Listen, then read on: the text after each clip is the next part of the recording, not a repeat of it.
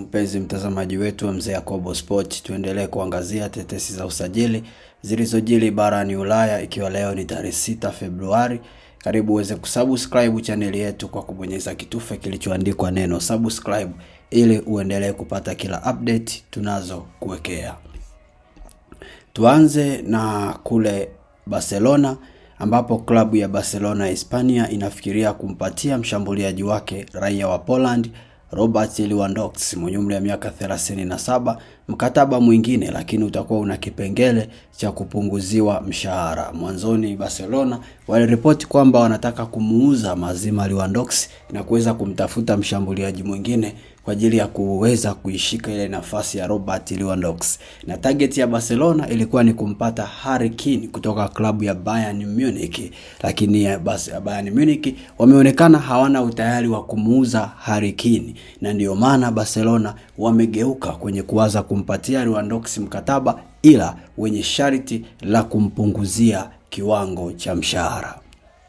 Kwingineko, kiungo wa Newcastle United na timu ya taifa ya Italy Sandro Tonali mwenye umri wa miaka 25 anaendelea kushika kasi katika dirisha la usajili barani Ulaya, ambapo klabu ya Juventus wameibuka hii leo wakiwa wanaongoza zile rada za kutaka kumsajili, ila si katika Januari bali ni majira ya joto. Sandro Tonali wakala wake amekuwa akipushi sana aweze kuondoka katika klabu ya Newcastle na kutafuta klabu nyingine kubwa zaidi. Na kwa upande wa wakala wa Sandro Tonali na Tonali mwenyewe wamekuwa wakitamani Arsenal the Gunners, lakini Juventus wameendelea kuonyesha shauku na kiu ya kumhitaji zaidi Tonali kuliko Arsenal namna wanavyoonyesha.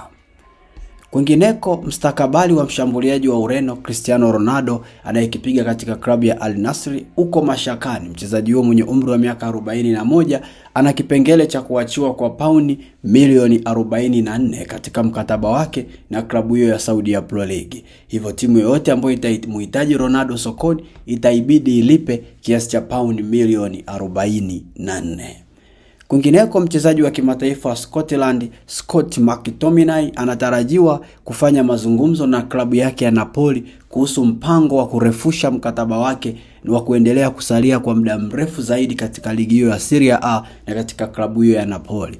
Klabu hii ya Napoli wameona kwamba waweze kumrefushia mkataba wa Scott McTominay kutokana na kiwango anachozidi kukionyesha kizuri uwanjani, ambavyo kimekuwa kikichangia baadhi ya vilabu kummezea mate na kumtamani kumpata kwenye timu zao. Na ndio maana wameona wamrefushie mkataba ili asiondoke bure, hata ikitokea kuna timu imeonyesha ushawishi mkubwa wa kutoa dau la pesa waweze kunufaika naye mchezaji wao.